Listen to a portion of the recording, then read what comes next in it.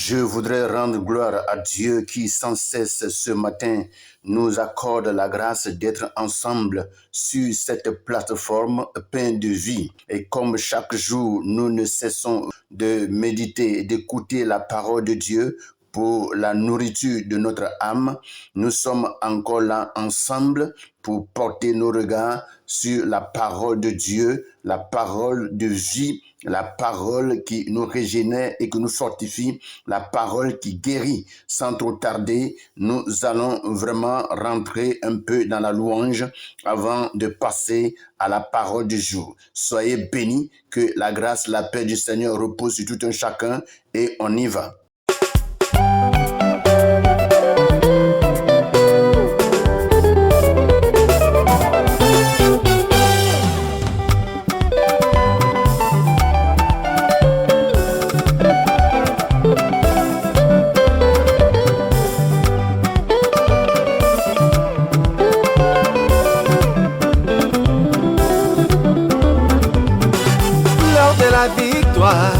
De la vérité a sonné dans mon cœur que Jésus soit loué, chantons. L'heure de la victoire, de la vérité a sonné dans mon cœur que Jésus soit loué. Oh, oh, l'heure de la victoire, de la vérité a sonné dans mon cœur que Jésus soit loué, chantons. L'heure de la victoire, de la vérité a sonné dans mon cœur que Jésus soit loué. Oh, que Jésus soit loué dans la vérité, que Jésus soit loué dans la vérité, El Shaddai soit loué dans la vérité, que Jésus soit loué dans la vérité.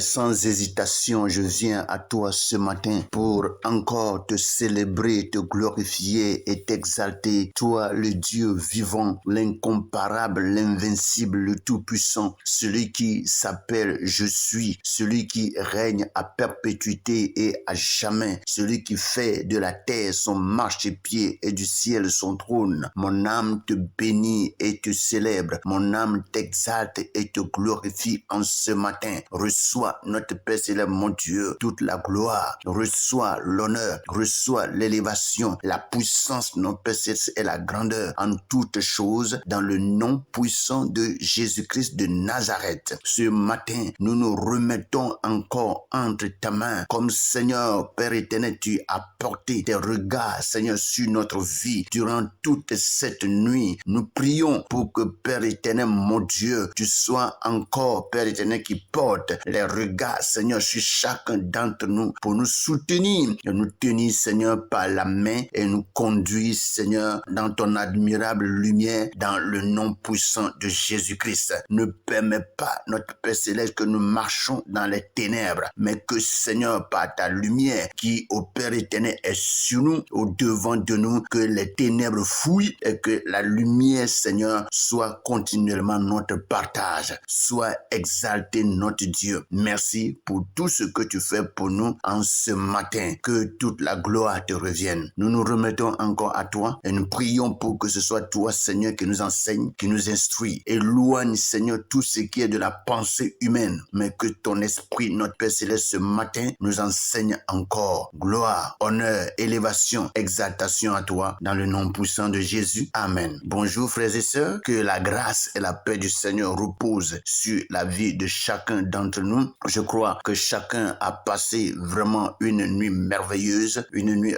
remplie de révélations. Et c'est pour cela, sans trop tarder, pour continuer à recevoir des révélations de la part de Dieu, nous allons prendre nos Bibles dans le livre de Proverbes chapitre 27 et nous allons lire aujourd'hui du verset 7 au verset 9. Et rapidement, je lis la parole de Dieu dans la version Louis II.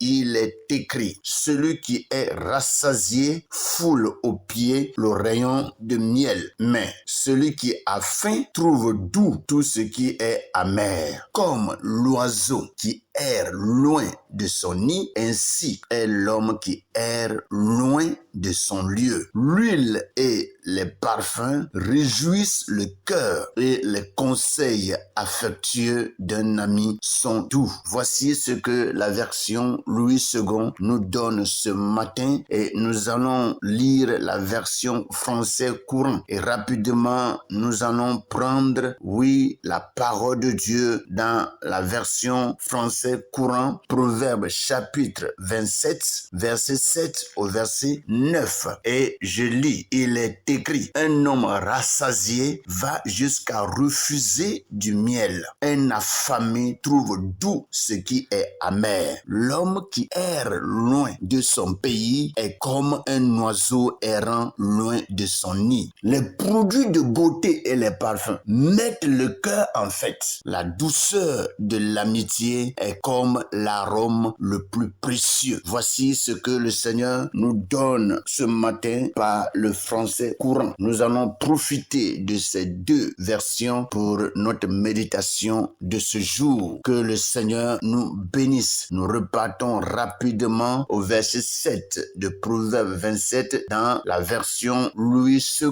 Et il est écrit, celui qui est rassasié foule aux pieds le rayon de miel. Mais celui qui a faim trouve doux tout ce qui est amer. Et le français courant nous dit la même chose mais sous une autre forme. Il est dit, l'homme rassasié va jusqu'à refuser du miel. Un affamé trouve doux ce qui est amer. Mes frères et sœurs, il faut dire en réalité que quelqu'un qui est rassasié, vraiment, c'est quelqu'un qui se croit satisfait. C'est quelqu'un qui se croit ne plus avoir besoin de quoi que ce soit et commence à négliger même les plus petits dons qu'on lui donne, c'est-à-dire des galettes, des petites choses qu'on lui donne des fois à manger. Et des fois, vous allez voir que ce dernier pouvait commencer à taper son ventre pour dire « je suis rassasié ». Et effectivement, il y en a des gens, quand ils sont rassasiés, ils foulent aux pieds tout ce qui est nourriture qu'on leur donne après. Il y a des fois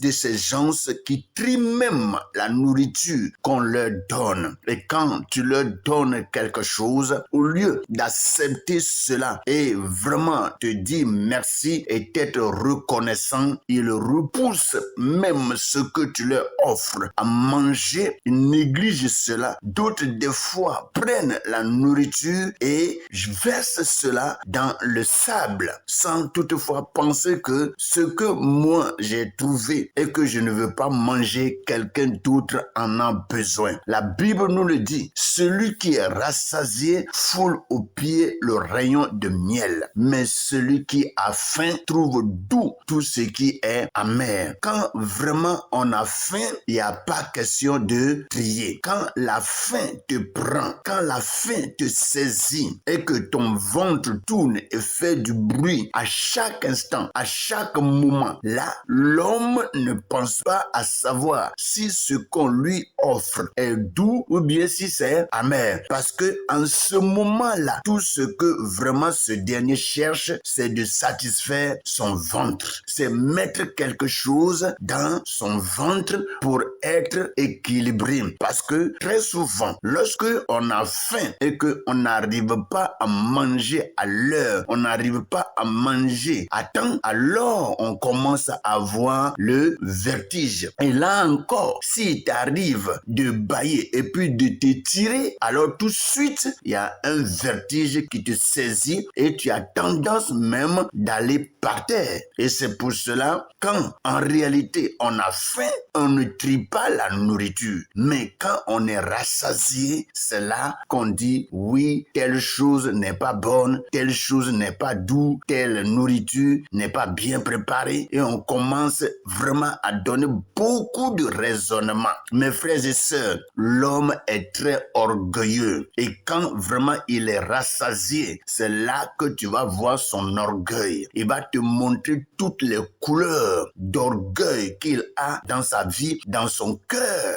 Mes frères et sœurs, la Bible nous parle ce matin. Celui qui est rassasié foule au pied le rayon de miel. Mais celui qui a faim trouve doux tout ce qui est amer. Et ça, c'est une vérité. Alléluia. Et cette vérité est réelle et s'applique à chacun d'entre nous chaque jour de notre vie. L'homme rassasié va jusqu'à refuser du miel. Un affamé trouve doux ce qui est amer. Mes frères et sœurs, il est mieux vraiment d'accepter des fois tout ce qu'on nous donne et tout ce que Dieu présente au devant de nous pour ne pas trop raisonner et repousser vraiment la bénédiction que le Seigneur nous offre des fois dans la journée. Dieu peut vraiment passer par certaines situations amères pour nous mettre à l'épreuve. Mais si vraiment tu n'as pas le discernement et que tu ne vois pas Dieu qui est en train de faire quelque chose dans ta vie et que tu vois un homme, tu vas lamentablement échouer. Frères et sœurs, que le Seigneur nous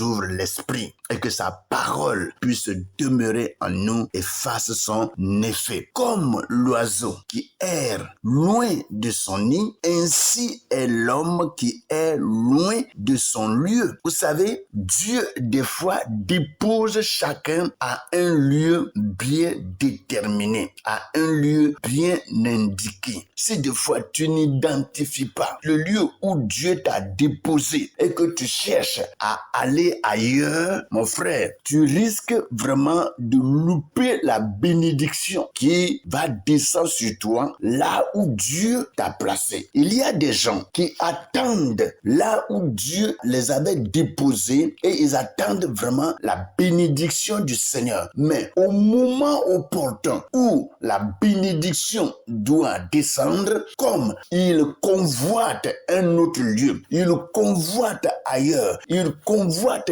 quelque part d'autre, croyant que s'ils vont là-bas, c'est là-bas que Dieu va les bénir et quand ils quittent, alors la bénédiction descend, mais descend dans un lieu où il n'y a vraiment pas quelqu'un pour recevoir cette bénédiction. Alors la bénédiction est partie et ce dernier échoue dans tous ses projets. Mes frères, Dieu nous dépose quelque part. Il faut rester là où Dieu t'a déposé pour que le Seigneur puisse te bénir. Dieu te donne un lieu où tu dois rester, mais tu es loin de ce lieu. Tu es loin. Voyez, Dieu a appelé chacun à rester quelque part pour sa bénédiction. Mais si tu n'es pas à la bonne place que Dieu t'a indiqué, tu ne peux pas être béni, mon frère. Et c'est pour cela, comme la parole de Dieu nous dit, comme l'oiseau qui est loin de son nid, ainsi est l'homme qui est loin de son lieu. Où est-ce que Dieu t'a placé, mon frère? Où est-ce que Dieu t'a placé, ma sœur? Est-ce que tu peux vraiment porter les regards sur le Seigneur et demander à Dieu où tu m'as placé pour que Dieu te révèle ta place et que tu retournes à ton lieu? Tu es en train de te promener loin de là où Dieu t'a déposé. Reviens à ta place ce matin. Reviens au lieu où le Seigneur t'a déposé. Parce que Dieu a réservé pour toi,